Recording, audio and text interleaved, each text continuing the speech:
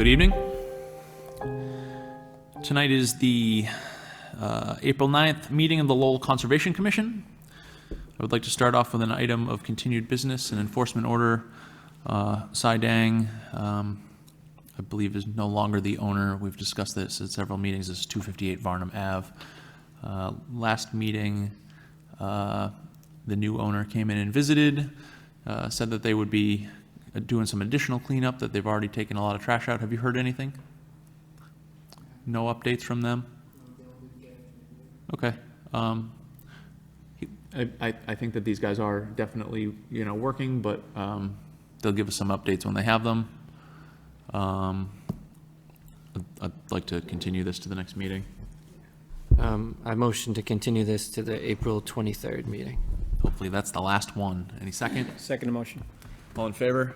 Aye. Okay, motion continued.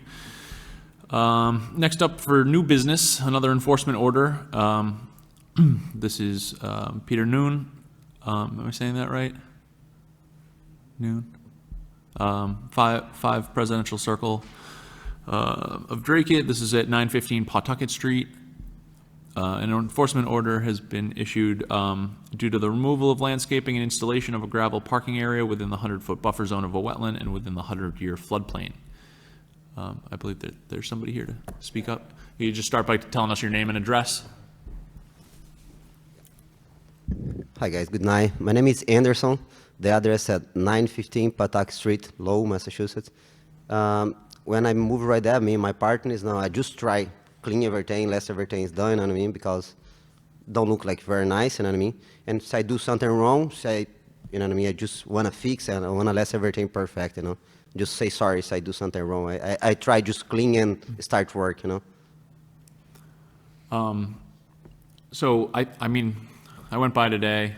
That area is pretty much entirely knotweed. I mean, even with the removal of that stuff, you're probably finding that it's still popping back up. Has it started regrowing yet? No. Okay, so that plant, it's like bamboo. Okay. Mostly. You're gonna find that unless you really scooped out all of it, and even that's really hard to do. Okay. It's gonna start growing up through that gravel. Right. It's got a high energy root ball that can be cut back endlessly for years and still have energy to regrow. Okay. So you're gonna see it soon popping up into the parking lot. There wasn't anything of any value in that area, and there's still a lot of knotweed. I don't know. I don't really see much issue here. It's still pervious, and Yeah, I mean, it's a built up area anyways, that part of Pawtucket Street, and right on the road as well. so the reason that the enforcement order is placed is because obviously you are supposed to ask for permission before you do any of this work. Okay. Hopefully if you do consider doing any more in the future, then you just Sure. come give us a heads up, let us know what you're planning. Yeah, sorry about that, you know. It happens. Thank you for coming in. All right. Does anybody have any other comments about this one? I'd entertain a motion. I make a motion to rescind the enforcement order? I think we have to ratify it first and then rescind. Okay. I'll make a motion to ratify the enforcement order. Second motion. I got a second. All in favor? Aye. Right. I'll make a motion to rescind the enforcement order. Second motion. All in favor? Aye. Aye. Okay. You're all good. This will be removed now. Okay. Thank you. Thank you guys so much. Have a good night. Appreciate it. Thanks for coming in, Anderson. And next up, another item of new business.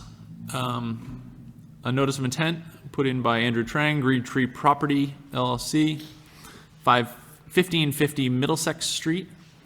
The project location is 50 Payne Street. An NOI has been filed by Green Tree Properties LLC to convert an existing livery business depot at 50 Payne Street to to 24 townhouse-style residential units. A portion of the proposed work will take place within the 100-foot buffer zone of the Pawtucket Canal and within the 100-year FEMA floodplain.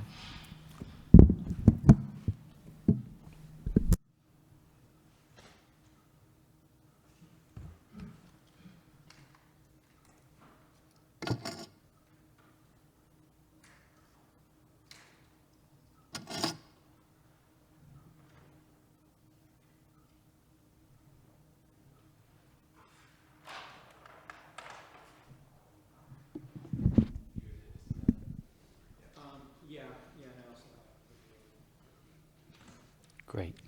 So good evening, everyone. For the record, my name is Matt Hammer. I'm with Lamplex Engineering and Surveying at 10 George Street in Lowell, Mass. We're here this evening for a notice of intent filing for a proposed townhouse development that's located at the property of 50 Payne Street.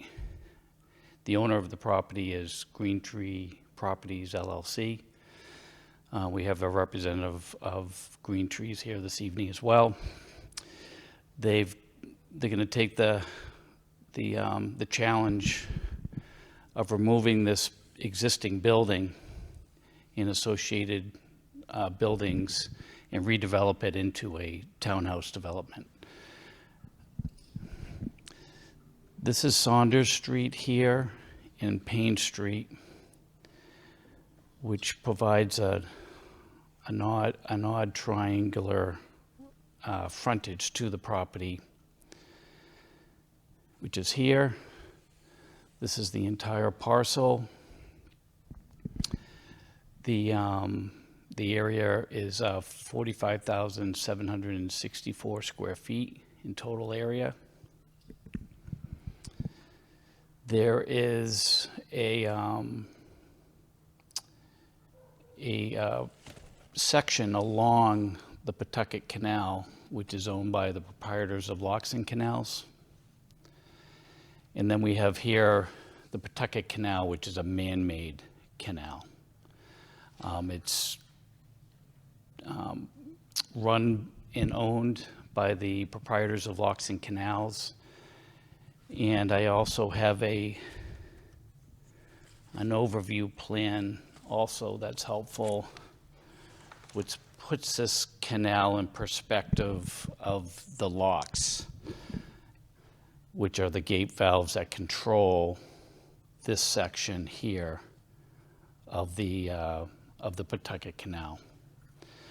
At times, this canal is completely dry, and at times it can have water in it. But it's a privately owned system, man-made system, that's governed by the proprietors of Locks and Canals. This is an overview of all the canals within the city of Lowell.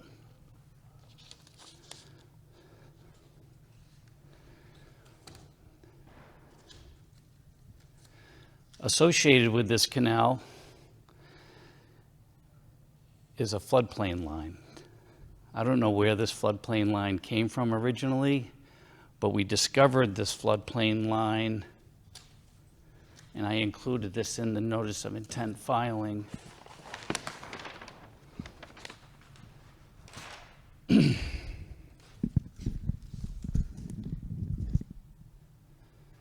Which is this old plan here, which is a plan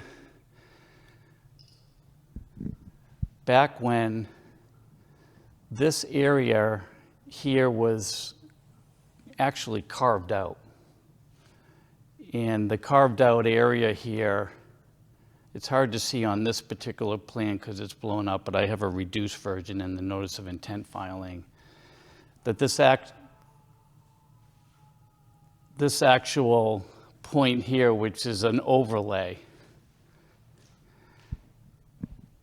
stems from this bay that was here that must have been an area where something was brought off of the canal to these buildings, and then that was filled in by the what's now the Boys and Girls Club. So we're finding that this little portion here, which affects our property, coincides with this plan. So I just wanted to make note of that.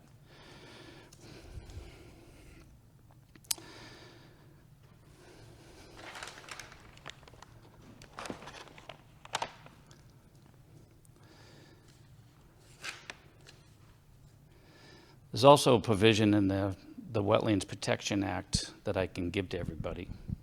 It talks about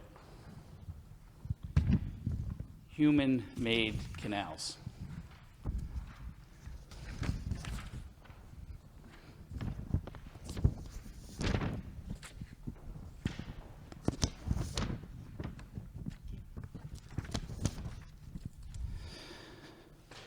It says here, human-made canals diverted from rivers in Lowell and Holyoke in the lake and mosquito ditches do not have riverfront areas.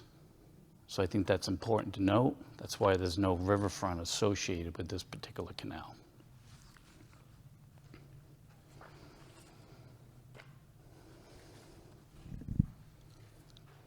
We've done soil testing throughout the site in order to evaluate the soils for our drainage system, and those soil testing locations are here. Those are soils that were logged by a certified soil scientist and witnessed by a engineer from the city of Lowell. And then we also have the floodplain, that little area here that cuts across this portion of the property.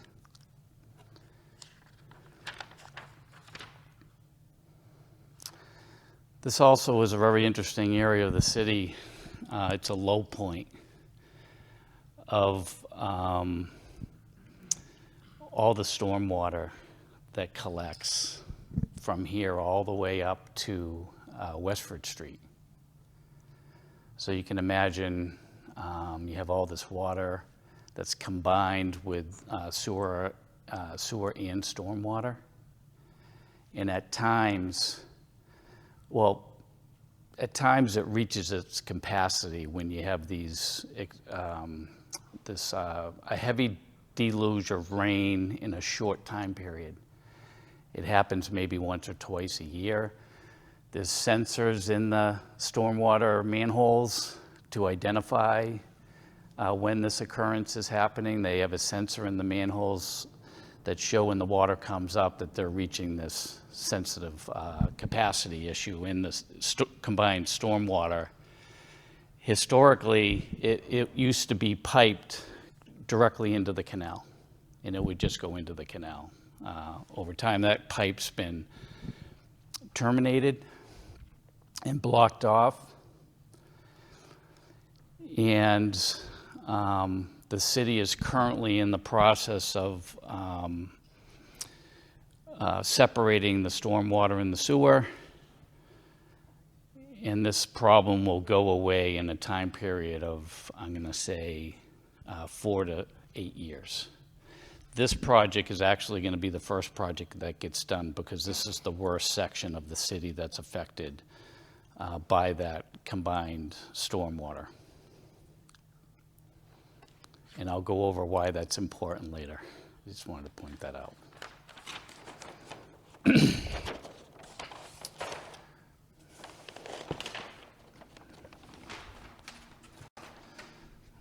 Sorry, I have lots of plans here. This is a colored plan, which shows all the green space associated with 3 sets of buildings. The first building is a duplex building that's going to be here. Then there is going to be an additional building here, and then an additional building here. Each building is going to be serviced with a garage and a parking space out in front, and then the back of the building here has decks and a spiral staircase that comes down in the rear. There is also a landscape architect plan that's been done by Angie Verge out of Carlisle. And this identifies all the tree types and vegetation that's associated with the landscape plan. This is a typical cross-section here of the canal walk. This area here behind the unit itself, the space between the actual building and the access drive here in the Clemente Park. Clemente Park is currently being slated for a restoration of the park, and there's going to be a significant improvement at Clemente Park in the next year. Actually, that construction is beginning this spring. It's my understanding.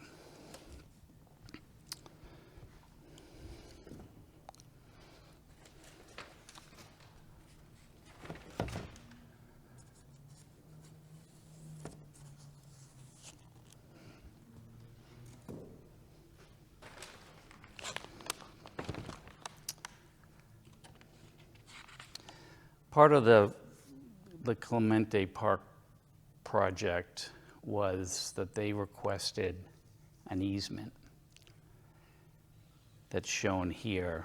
It's a 12.5-foot easement so that folks can get from Clemente Park down to the proprietors of Locks and Canals property at some point in the future.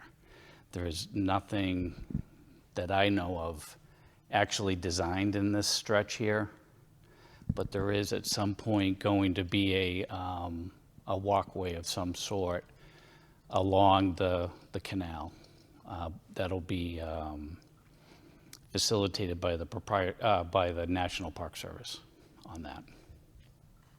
We provided an easement, but this is not an area that's going to currently be constructed under this notice of intent. That'll have to be filed separately by the City of Lowell for that work, but we provided the accommodations for it in the plans.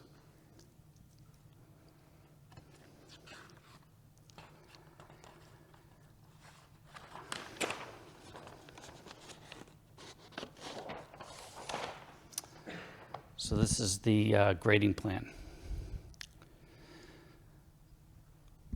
So this grading plan shows an access drive here coming in off of Saunders. That'll come in. Sloping in this direction, picked up by the drainage by a series of catch basins, of which there'll be 3, to a drain manhole, to a full infiltration system.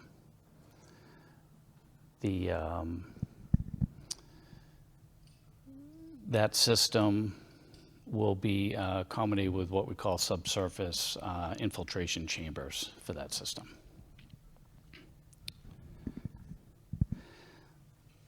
This area here, which is the bordering land subject to flooding portion, of which this filing is predicated on, here shows a modification of the grading slightly in this area to provide the required compensatory storage calculations to meet the performance standards for doing work in a bordering land subject to flooding, and to have unrestricted flow for water affected by the cutting and filling of that calculation.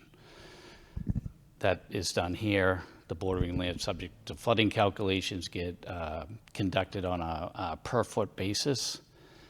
So we've provided the filling and the cutting for 94 to 95 elevation, which is a filling of 67 and a cut of 120 cubic feet, giving us a net cubic foot cut of 53 cubic feet. And then from elevation 94 to 93, we have a 5 cubic foot fill with an 8 cubic foot cut, with a net cut of 3 cubic feet. So we're really talking about a small volume here. and that is facilitated in this section.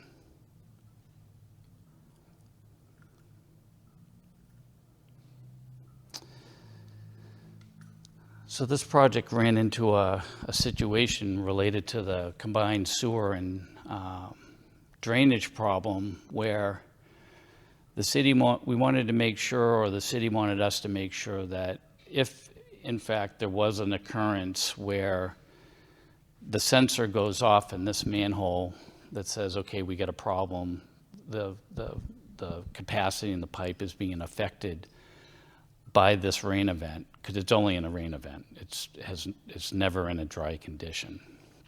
That we would provide our own capacity for our effluent in a separate storage tank. So the alarm goes off, says we got a problem. It activates a check valve that shuts the actual flow, or restricts and prohibits the flow from going to this sewer manhole, and then the flow will fill up this tank. The sensor now can relay and say that there's not a problem now, the flow has gone down, and we can even delay the reintroduction of that flow back into the sewer system at a later time. That gets all done at this control box that's going to be on the side of this duplex. And the final design of that system has not been completed. The concept in this engineering design has been reviewed by the stormwater team and the sewer department and wastewater. So this system and concept and configuration has been approved by the municipalities within the city of Lowell. It's just every detail of the type of check valve and all the controls and everything else will be done with a construction drawing prior to construction to formalize this system here. The city is also beginning their design phase of this critical point related to the sewer stormwater separation project. So our drawings are also going to need to coincide with their drawings for their design of this intersection here, as well as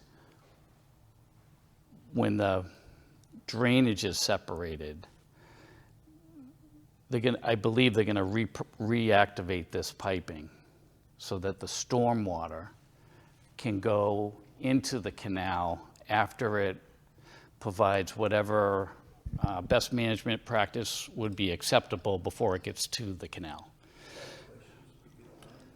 What is the capacity of that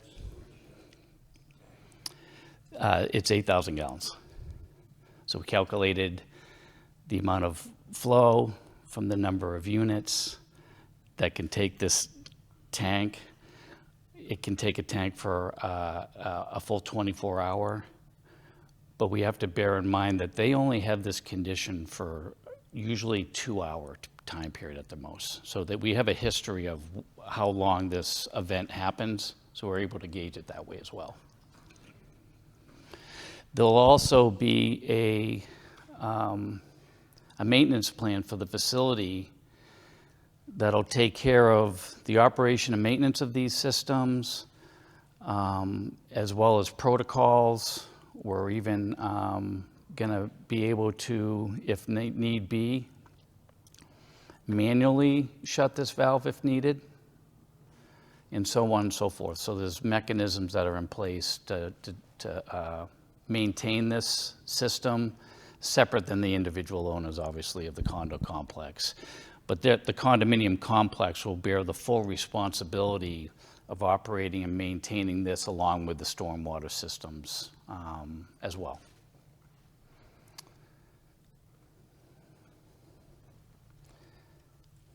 I can just show you what the townhouses are going to look like.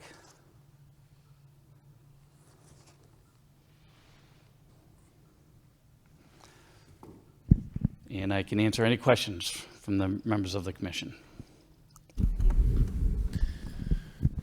There's a lot more land back there than I thought there was. It's impressive how much you've managed to fit in here. I'd like to say one more thing. Go ahead. This property is a mess, Yes. okay?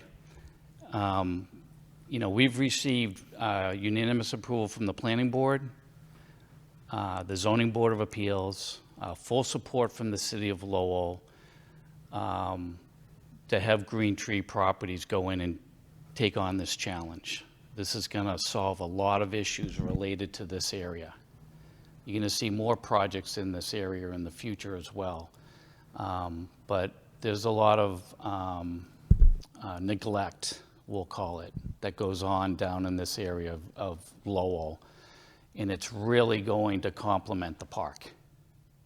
When this all gets developed, there'll just be eyes on this entire area, and it's going to solve a lot of problems. But go ahead, Bradley. We've definitely gotten some pretty impressive tire piles right at that corner. It's just, things are just going on every day Yeah. down there. It's unregulated. That area. So who was the one asking for the easement? The individual, the city of Lowell was. The asking city? for You just yeah. said they. It was Okay. doing, it was generated from the Parks and Recreation Department. Okay. And we fully worked with them through a 2-month process to make sure that we looked at all the different alternatives and everything related to gaining access. I don't know how much you want to hear about this, but, you know, originally they were thinking, oh, we want to go through the middle of the project, and we were saying, well, we didn't think that that was a good idea for a number of reasons. And this is where was the most logical place. That's fine. I was just wondering where it was coming from.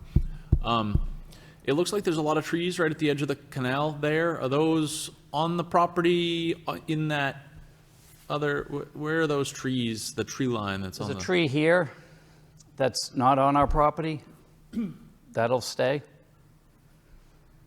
Unless, that'll stay. We're not proposing to take that tree down. It seemed like there was more of a line in the overhead. Let me look one more time. Yeah, I mean, there are a pretty considerable amount of trees right on the, it looks like right on the water's edge. Are those all coming down? Any tree within the proprietors of locks and canals is going to stay. Okay. All the trees within our property are going to be removed Yeah. and then replaced with this, you know, what I would say is a robust landscape plan done by a landscape architect. Sure. That's going to provide, you know, trees that are going to mature to a point where, you know, they're going to have proper root systems and plantings and everything else related to a fully landscaped property.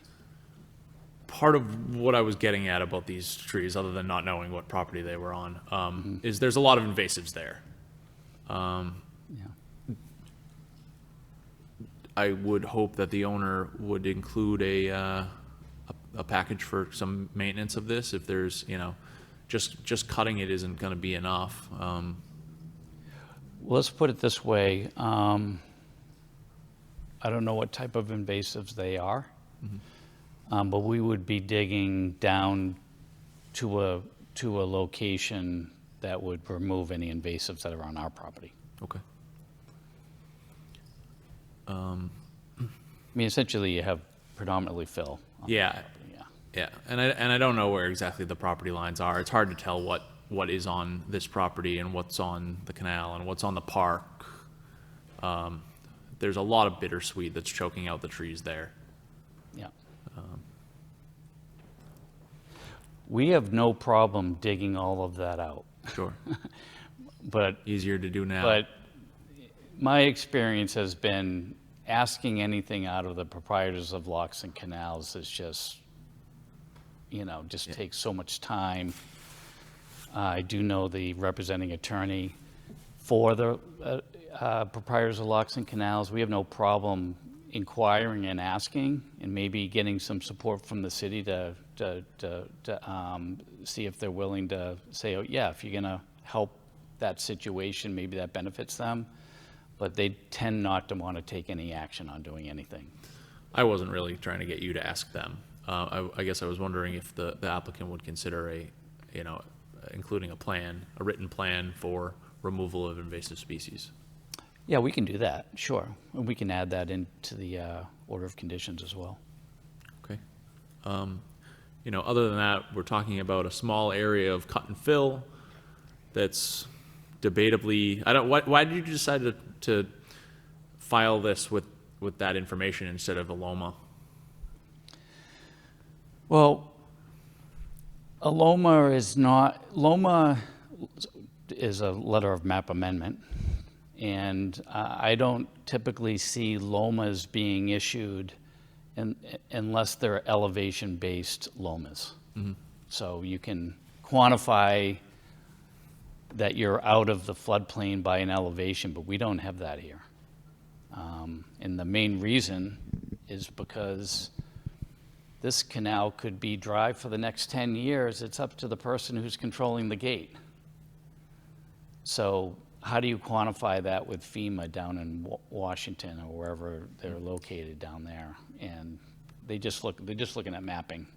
So they don't understand and I don't understand why it wasn't done 20 years ago for the entire system. Yeah. I've heard folklore stories about back in the mid-1800s and when people have, filled in the area to prevent floods and redid the gate systems, but that was all based on, calculations that had to have stemmed from,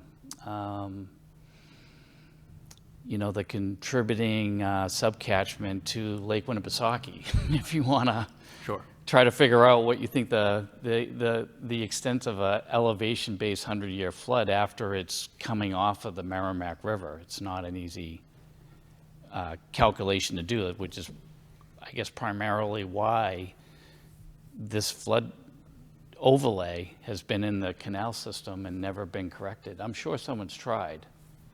Is there anything that you would have designed differently if you didn't have to contend with that cut?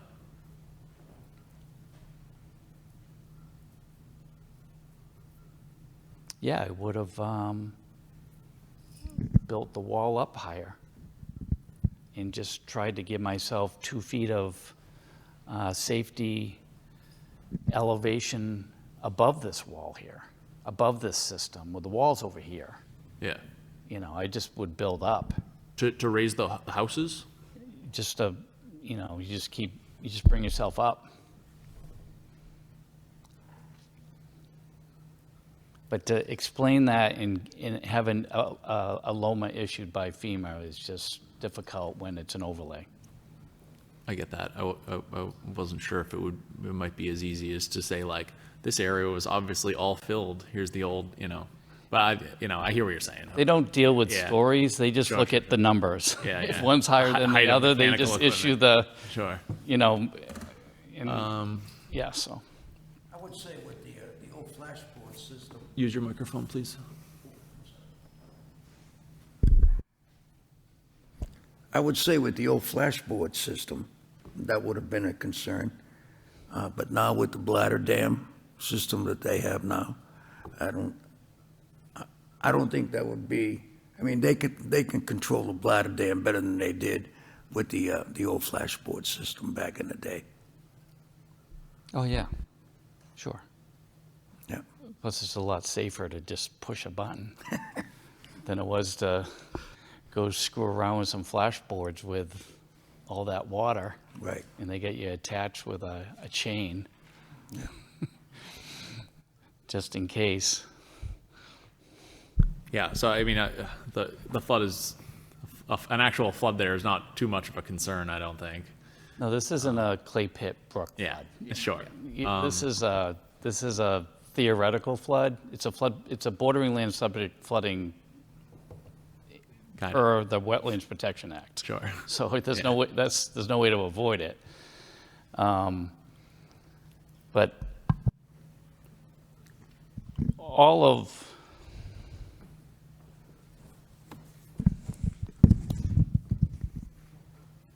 Lowell is affected by this, right? Yeah. It's this water system goes through the entire city. Yeah, I think the lower acre would be underwater before this place is, probably.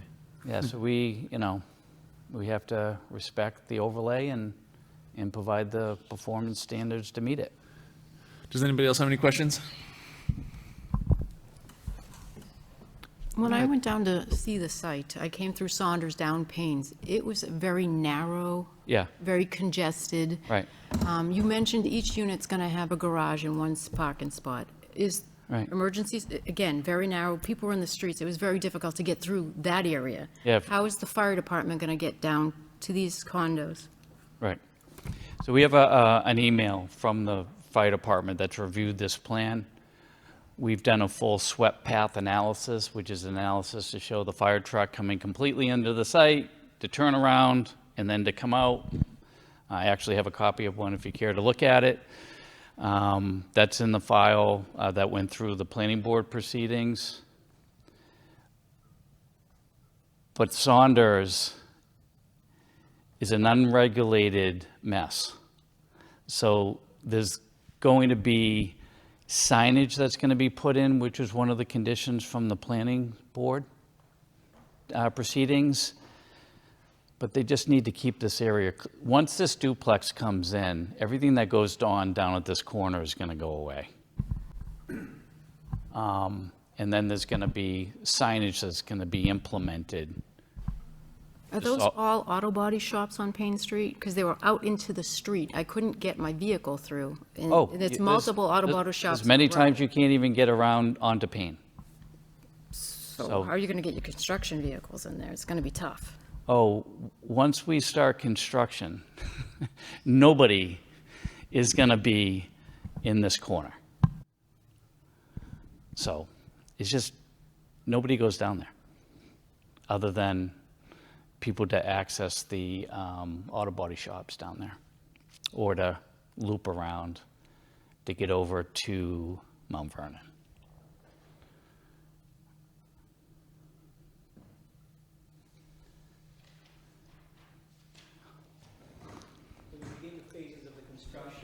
Use your microphone, please. I usually talk pretty loud anyway. When you begin the phases of the construction, could you point out what portions of the construction will be done first? Will it be the duplex, the completion of the duplex, then the townhouses, or? Yeah, the is there first any- thing that's going to happen is this system in here, this tank system's going to get put in. Okay, The duplex is going to be constructed first. yeah, because that seems to be obviously the trouble area. Yep. Which would be the focal point of getting that all squared away first, so. So we're going to get the duplex completed, and then I believe we may jump down here and do this unit.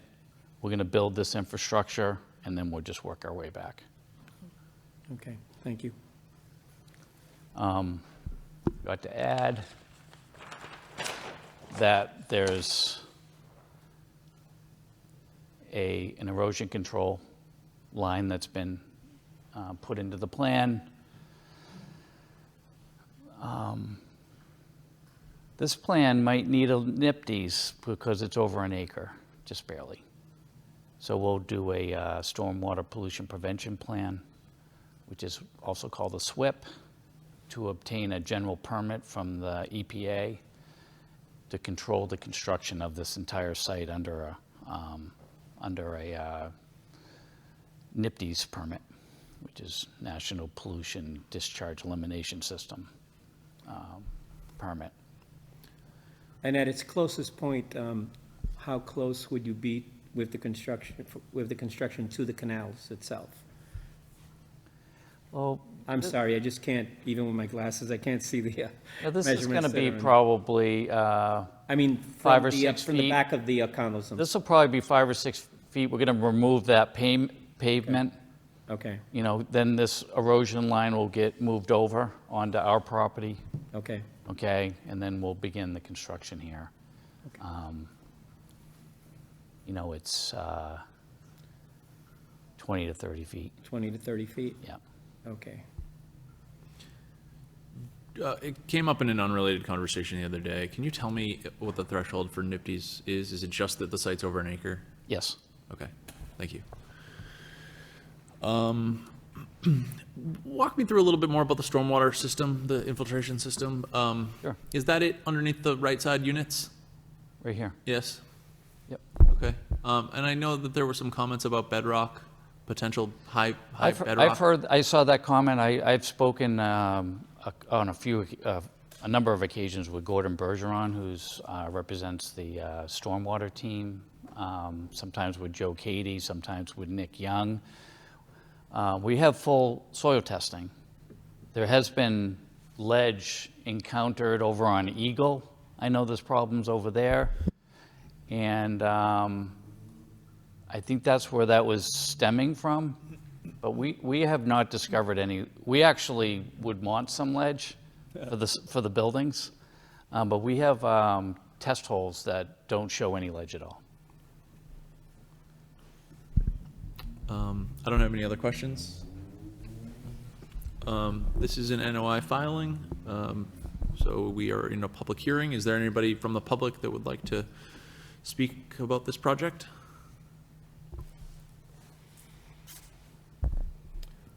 Start with a motion to close. I'll make a motion to close the public hearing. Second motion? All in favor? Aye. Aye, all right. The public hearing is closed. Does anyone want to make a motion on the project? Yeah, I mean, I see this as a worthwhile, it's a large improvement to a problem area, right next to one of the most popular parks in the city. So I'll make a motion to issue a standard City of Lowell order of conditions with the special condition for the, a plan to mitigate the invasive plant species on the site. I didn't hear everything he said. I'll second that. Second, all in favor? Aye. Aye. Aye. Thank you very much. Thank you, sir.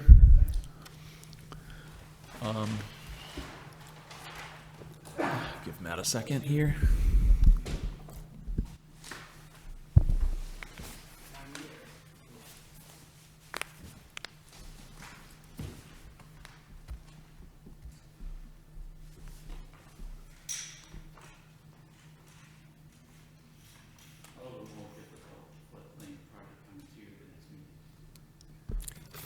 We'll be waiting with bells on. Appreciate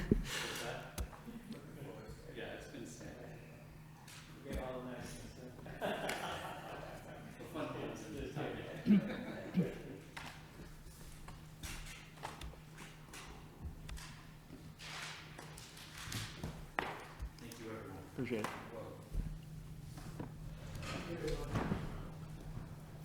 So, I've been thinking about, these kind of larger scale residential projects, the commercial projects. And I'd be interested in trying to find a way to get these developers to, hold them accountable for invasive plant species removal, which is often a 3 to 5 year project. I don't know if there might be a way that we could, encourage some legislation through the city council on this, but I'm also curious about ways to hold them accountable that don't tie up their order of conditions for that entire process. I know it is typical that other conservation commissions do have, these time periods attached to permits that you need to, show your records and reduction in the plants, the invasive plants. I don't know if I want to tie them up for that long, so maybe there's other options. Could there be an enforcement order put on it later if that's found not to have been done? I don't know what the options are. That's certainly something that I would consider, but what I'm hoping for is that somebody would support a motion to refer to legal to try to draft some language that could be passed, approved by us, reviewed and approved by us, and then sent to city council for some kind of guidelines for the larger scale projects that allows us. I mean, we can do it case by case, but I would kind of like to globally just have developers know that they will be responsible for invasive plant species mitigation, and, Yeah. and everybody's getting the same rule. I'd support that. The language. I would support that as well. I have no idea how you do it, but is it somehow something that could be tied to the certificate of occupancy? Yeah, I think it would probably, I mean, the easiest thing to do That's is. really the only way to get a contractor or developer to really do something, Yeah, is to Yeah. deny them the certificate, the C of O. yeah, there could be a Until first they do year. everything, and if this is a local thing above and beyond building code matters, that would be one avenue of Yeah. definitely getting it done. Yeah, I mean, the it's first, the the order. first year, you know, the first treatment could be that. Typically would be tied to their, certificate of completion of the order of conditions. You know, that they have to show that that it's kind of a second document, right? Yeah, the certificate of compliance. Certificate of compliance, yes, Yeah. thank you. Are there specific treatments that we're aware of that can be done for those, you know, to maintain those plants from growing within that amount of time? Further? So every plant's got its own treatment. Right. And its own chemical, and unfortunately, a lot of these are, you know, Roundup, which is a forever chemical. You know, But if we're using Roundup, do we know the effects of Roundup flowing, if it flows into the rivers, the canals, depending upon the location? Sure. How close it is, because I think there's a lot of variables that's my concern. yeah, and I don't know that, you know, saying that chemical treatment or not, you know, this is something that we certainly could consider together about our feeling, you know, the benefit of having a professional perform this treatment is that there's methods that reduce the use of the chemicals, right? For example, one that I'm familiar with is in the fall for these big bittersweet vines, you cut them and then just paint the cut end. And in the fall, the nutrients are getting sucked back into the root ball. It's pulling all its energy back from its stems. And so it sucks that poison directly into the root ball, and it minimizes the amount that you're using. You know, I don't want to get into legislating every example, you know, saying how we want those things to be treated. But It's just some type of plan to be in place to maintain them. yeah, A general plan, not necessarily a specific plan of, you gotta do this for this plant, or this for that, or identify each plant species, because that could be a really verdant project, if we go to that specific. That's Sure. what I'm saying. I think my hope for this is to amend the standard order of conditions and I don't know if it's possible to do this for some project, you know, for the bigger projects. You know, I don't necessarily want every single family house to have to follow these rules, but that's kind of what I'm hoping. You don't want for someone to- just like building a garage next to their house or something. Yeah. Yeah. But It's a like, little, it gets a little tricky or challenging trying to define that, though. I understand. Yeah, especially amending the order conditions, which anyone would get in an NOI, no matter what the You know, project what's was. how do you define a small project versus a not small project? Unless you Sure. specify it in the amendment, you know, or whatever. Yeah, Yes. The order, it'd have to be like acreage or, and then make it applicable to X amount of units or beyond that, that could, you know, so we can work it, maybe we can all work it out together somehow. Yeah, it seems like tying it to unit count or commercial, you know, would be a Square good way to footage. start. Yeah. But I don't even know if that's something that, Have you Drafted. seen written examples of what other conservation commissions? typically they tie they add an extra order, you know, struggling with this form today, the special condition, Yeah. right? A special condition in the order of conditions, that says you need to do 3 or 5 years of, invasive plant species removal, and you need to provide documentation prior to, you know, prior to receipt of your COC.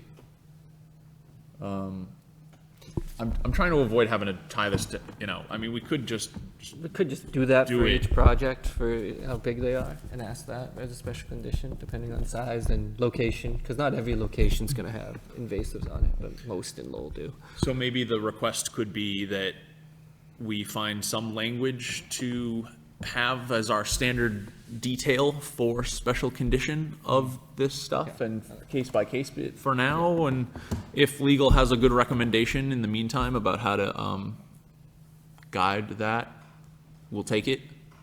You know, I think we've, Yeah, I think we just have to be careful tying it to the, like you said, to the order of conditions. Like, it's overarching that way. It's connected to too many different projects that it could be. yeah, I hear you. That, I hadn't really thought about it like that. That makes sense. Maybe just address it in the individual meetings, you know, seems Yeah. like probably, it's not like, I don't know.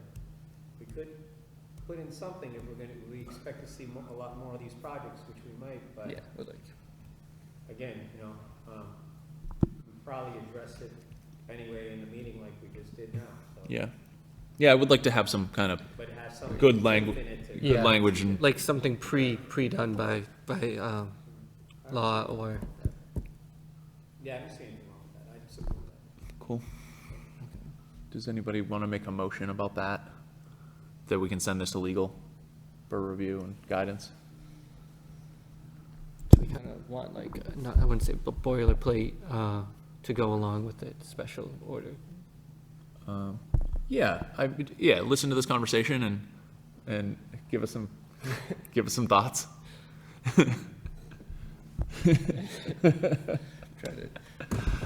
We're all over the place. I'm trying No, to no. get it into a concise language Yeah, for 'em. I'm not allowed to make motions, so this is Oh, your I know, problem. that's what.